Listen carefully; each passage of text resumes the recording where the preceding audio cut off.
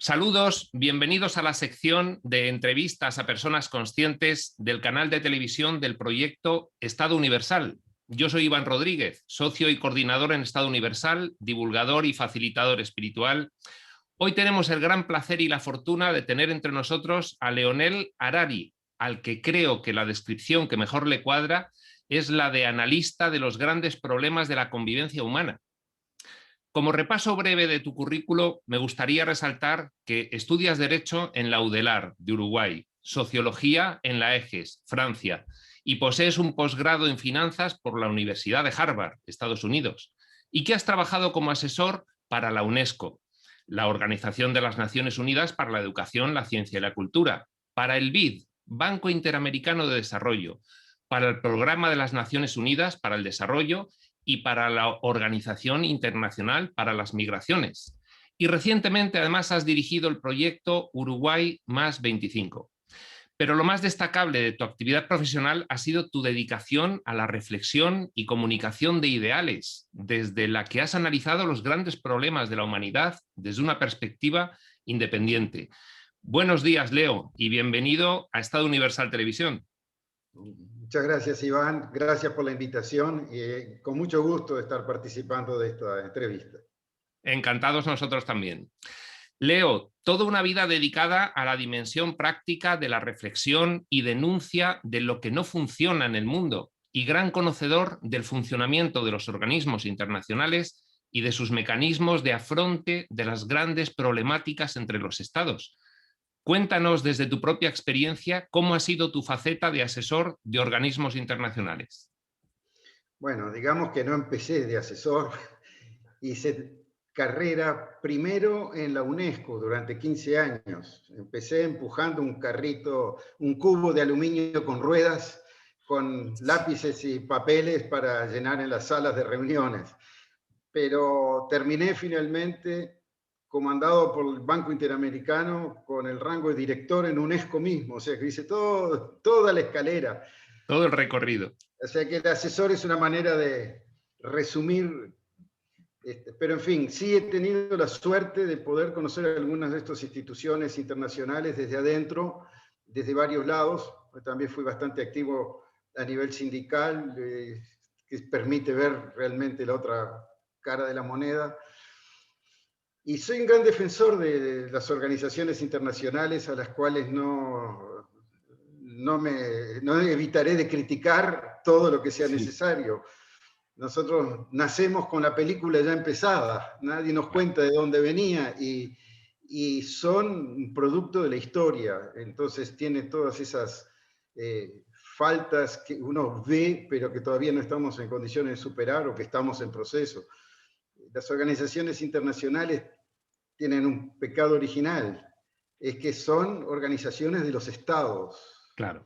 Y el Estado es un invento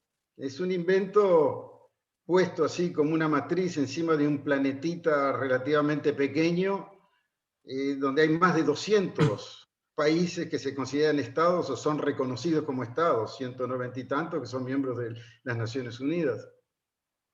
Entonces, no es ni el pueblo terrícola, ni una organización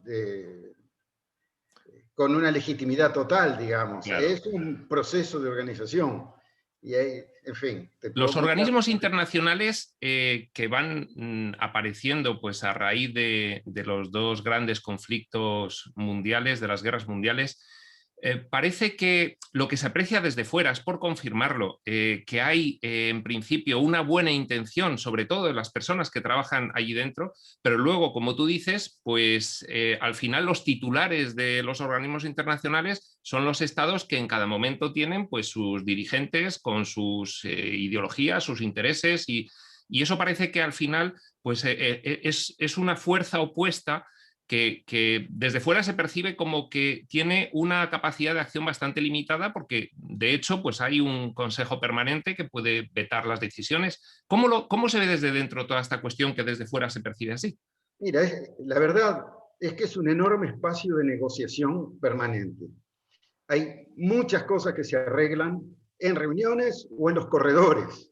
A veces, gracias a las iniciativas de grandes embajadores o de políticos con visión, y otras veces simplemente por la fuerza de las cosas. Pero, mira, en un campo de batalla es relativamente fácil contar los cadáveres. Es muy difícil saber cuántas vidas se salvan. Y yo creo que el sistema de Naciones Unidas salva vidas. No solo los cascos azules que se interponen en donde hay conflictos para bajar la intensidad de los conflictos, sino en todas las inmensas e interminables negociaciones diplomáticas aburridas, engorrosas, donde a veces se pelean por una palabra, pero que terminan evitando conflictos mayores. Tienen una cierta necesidad. Ahora, el sistema universal de organización es anterior a las Naciones Unidas, incluso la Liga de las Naciones, cada una de las cuales nace de las guerras del siglo XX. Ya teníamos la Unión Postal Universal, por ejemplo, de 1874. Claro. Hay cosas que parecen obvias, como el hecho de que tú pagas tu timbre en tu país y cuando llega al otro país alguien lo va a distribuir. Y luego son los gobiernos que arreglan, hacen el clearing de los costos y son acuerdos internacionales. Y los hay para la navegación aérea y para las comunicaciones y para la navegación marítima, y, en fin. Es decir, hay necesidades que son obvias de organización y hay otras que son más políticas. La Organización de Naciones Unidas es la más política, es también la más universal. Sí, yo fíjate que muchas veces he oído que, bueno, la cara un poco visible, pues al final es digamos, los dignatarios más altos de las organizaciones internacionales, pero también los gobernantes de los estados importantes en cada momento. Pero he oído que hay una multitud de cuerpo funcionarial, de cuerpo diplomático, que son los verdaderos héroes, que son los que trabajan, los que hacen esas negociaciones arduas y consiguen llegar finalmente a esos acuerdos. ¿Eso es así? Eso pasa, eso es verdad. No hay que olvidarse que siempre hay el reflejo de una relación de fuerzas. En el sistema de Naciones Unidas son los 5 países más fuertes, Estados Unidos, Rusia, China, Francia y Gran Bretaña, que tienen poder de veto en el Consejo de Seguridad. Y el Consejo de Seguridad es el único organismo capaz de usar la fuerza, en este caso los cascos azules, y de imponer sanciones. Claro. Todo el resto del sistema lo que hacen son recomendaciones. Cuando la Asamblea General toma una decisión, la decisión es de recomendar algo. Los objetivos del milenio, los del desarrollo sostenible, son recomendaciones. Además, claro, la mayoría de estos casi 200 estados de lo que hablamos no son democráticos tampoco. Claro. Entonces, hay mucho que se hace para el discurso, para quedar como respetable frente a la comunidad internacional. La hipocresía es la herramienta principal del trabajo diplomático a ese nivel. ¿Qué vamos a hacer? Pero la hipocresía no es inocua, te obliga también. Cuando tú haces una sonrisa y dices buenos días a un vecino que te importa un rábano, pues te devuelve con una sonrisa y eso hace que la vida sea más fácil. Claro. Y están un poco atados por sus propios discursos de justicia y de paz y de entendimiento. Y eso hace avanzar las cosas también. También legitima a los movimientos sociales que tienen como banderas legítimas la justicia social, la paz, etc. O sea, es un fenómeno en evolución, es bueno y es malo, es caro y al mismo tiempo tiene muchos beneficios. Claro. No, si lo borrás, haría falta, es decir, es algo que lo necesitamos, pero muchas veces la diplomacia es tremenda y muy pocas veces se ve el mérito del trabajo, porque se hace mucha cosa de te doy, pero tú me das, pero tú le dices, pero yo no digo, y esas cosas no se pueden, quedan ahí en la mesa. Sí. Leo, llevamos varias décadas aplicando a nivel mundial un sistema de organización civil y político del que finalmente decimos que es el menos malo, dejando entrever un inconfundible conformismo ante su incapacidad de dar solución suficiente a los problemas de convivencia. ¿Cuáles son los problemas de la democracia según actualmente se aplica en la práctica en los países más avanzados del mundo? ¿Por qué no acaba de convencer como sistema y sin embargo acaba convenciendo a todo el mundo? Es una buena y difícil pregunta. Yo creo que nos hemos ido deslizando desde el concepto mismo de democracia, que está basada en el ciudadano, en la voluntad del ciudadano. Es básicamente una forma de elegir tus representantes, el sistema democrático. Ahora bien,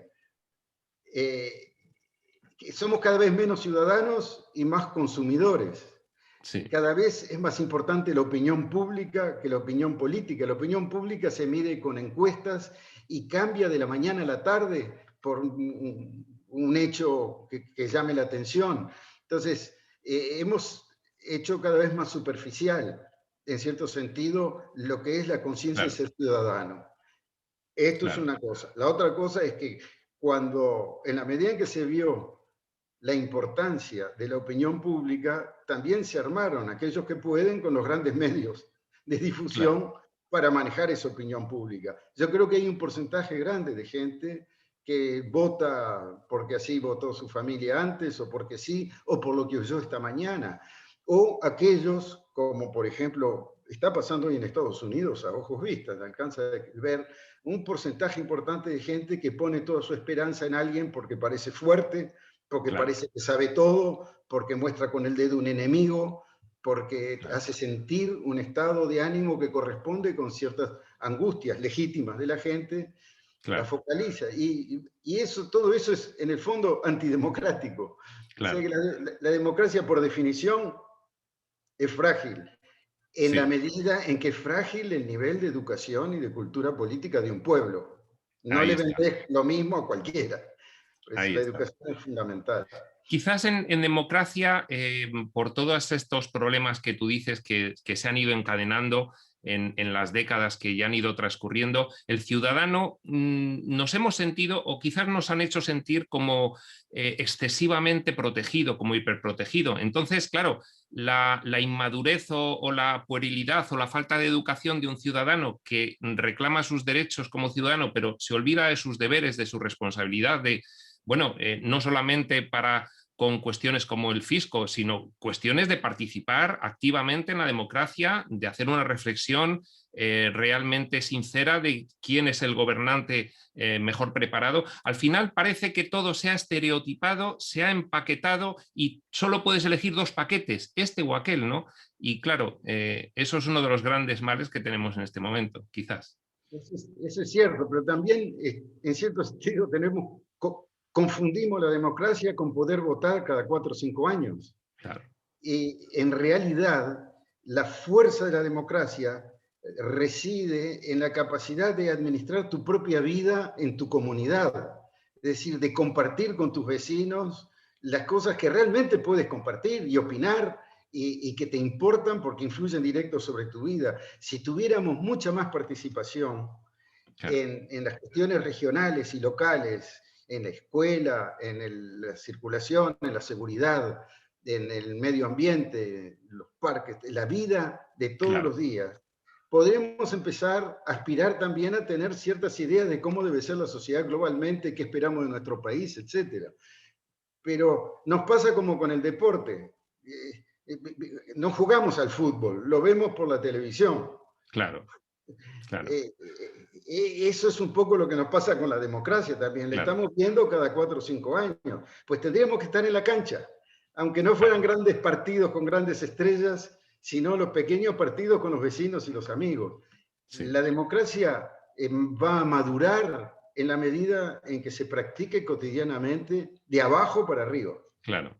¿Qué papel juegan los partidos políticos en la democracia actual? ¿Qué tienen que ver con esos defectos o con esas bondades que tiene la actual democracia? El partido político, el político profesional, el político dedicado. Bueno, tú has notado que cada vez se está debilitando más los partidos políticos. Empiezan a aparecer más bien profesionales del espectáculo que de la política, y por todas partes. Eso tiene que ver con lo que decíamos antes, de que se ha transformado más en opinión pública que en opinión política, y el gran comunicador es mejor que el gran político. El político tiene ideas claras y tiene deseos y tiene buena voluntad y tiene generosidad, pero claro. no comunica tan bien.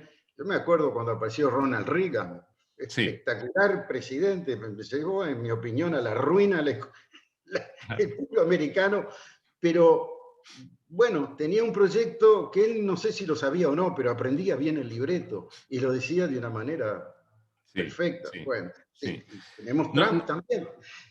claro, ahora mismo, bueno, tú vas leyendo información que aparece en los medios, bueno, ahora Internet, por supuesto, es como un gran bazar informativo, pero en general, si lees medios algo más serios, empieza a cundir un estado de opinión en el cual parece que los políticos, según va pasando el tiempo, van dejando de ser los mejores, los más preparados, los más vocacionales. Y bueno, pues ahora parece que ha avanzado la mediocridad.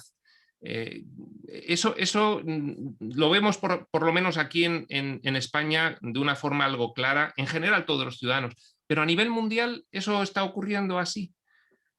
Pues yo creo que sí, porque se desplaza la, el ejercicio de la política hacia los medios de comunicación. Claro, Entonces, son reglas de juego diferentes. Por otro lado, el político ha perdido su poder real. Cuando no había tantos medios de comunicación, redes, etcétera, el que salía a hablar, a tomar un micrófono, a gritar en una esquina, tenía auditores, pero hoy en día tú te metes en tu computadora y es mucho más disperso el mensaje.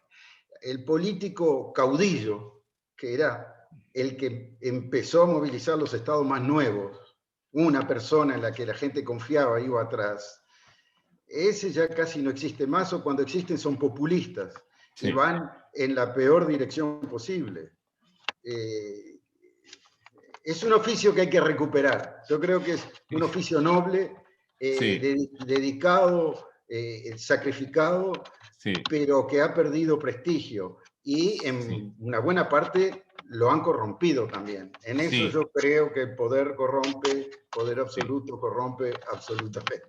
Sí, y quizás pues toda esta cuestión que rodea la política que tú mencionas y que configura un sistema de incentivos perversos, de incentivos contrarios a que sean los buenos políticos vocacionales con vocación de servicio público y de entrega, ¿no? Parece que todo eso se ha pervertido, ¿no? Hay intereses pues, que circundan a la labor política que han acabado como apropiándose, ¿no?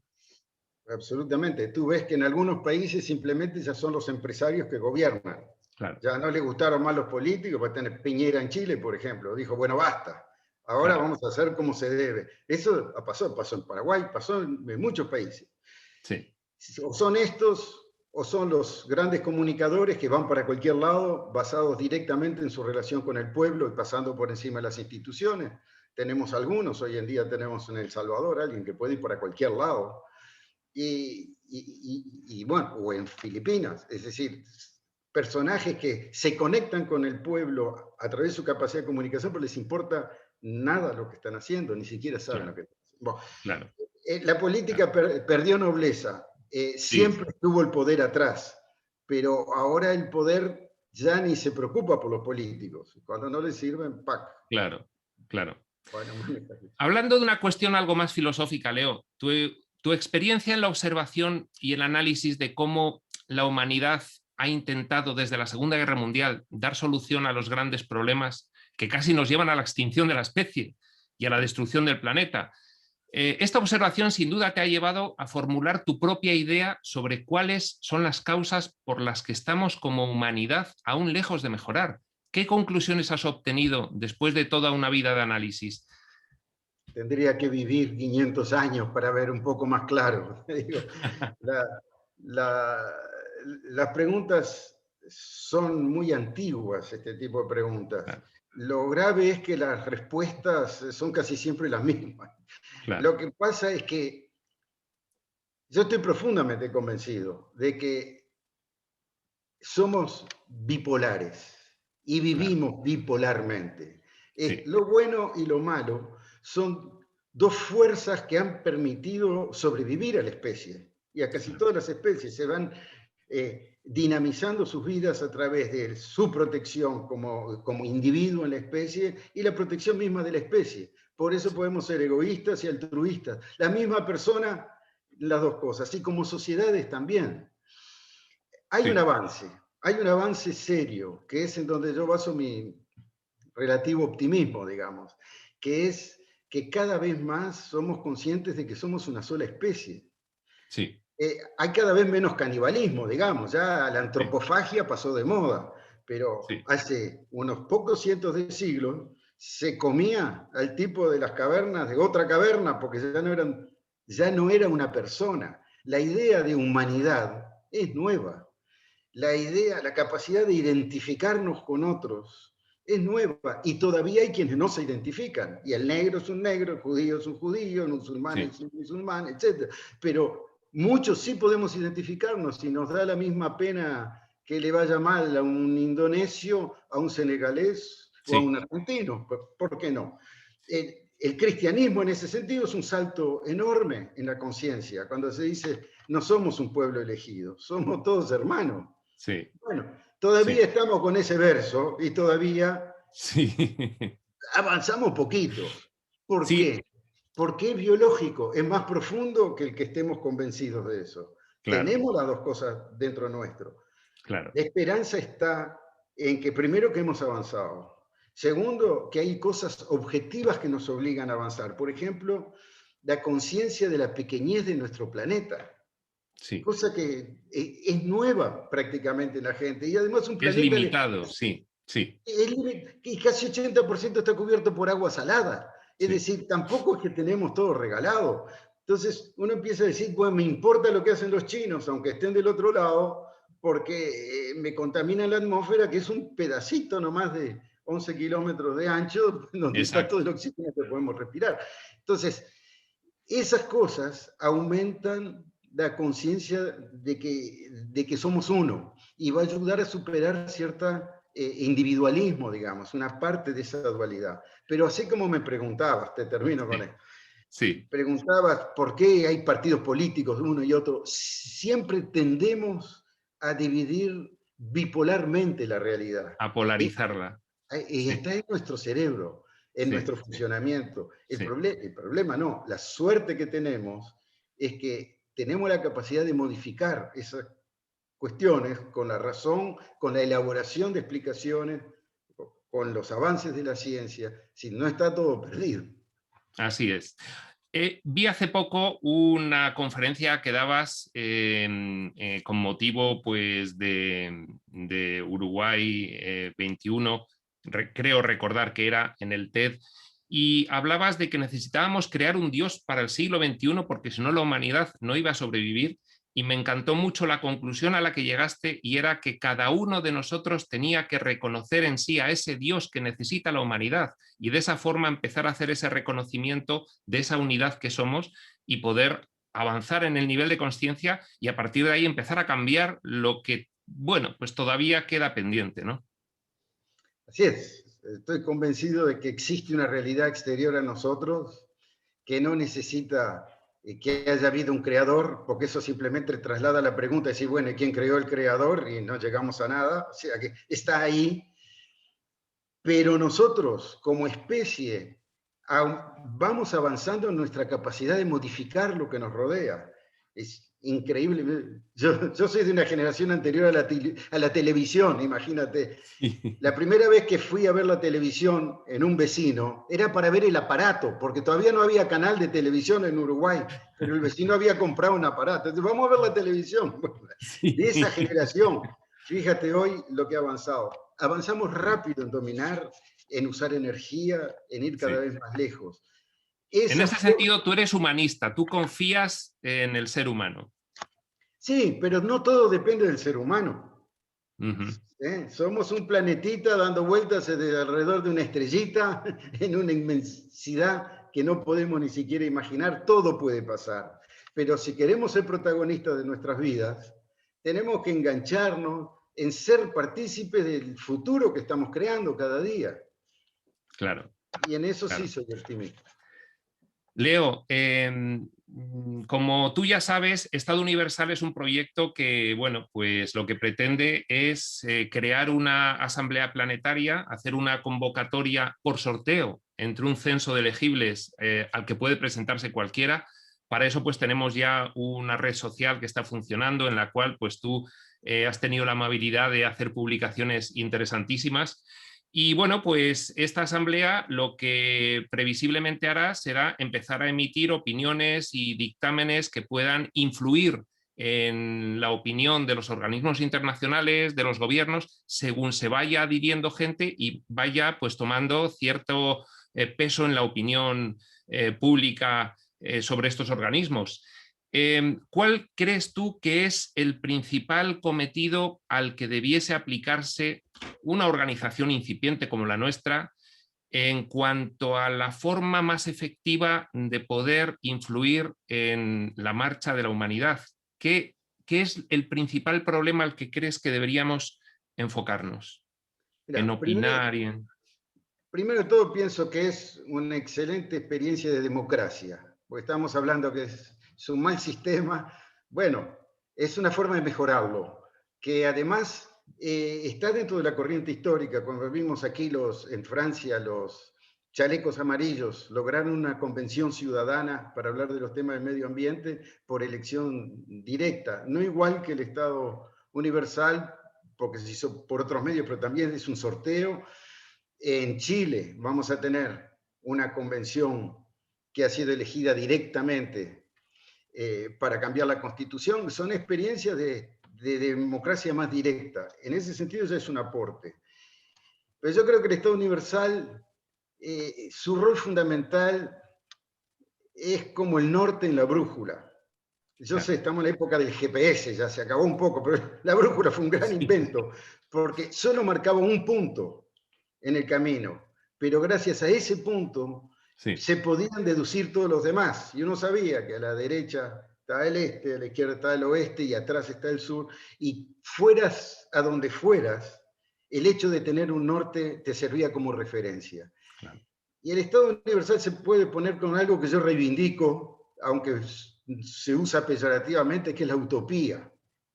Es un deseo, no hay un lugar donde existe, pero es un lugar donde uno quisiera que existiera.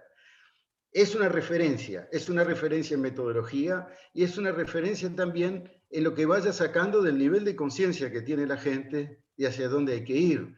Sí. No hay un tema del cual se van a apropiar e ir para adelante, sino va a ser una inquietud que van a permitir de congregar gente y voluntades. Me parece una buena iniciativa. Sí. Actuaremos en la medida de lo posible como señaladores del horizonte al cual caminar.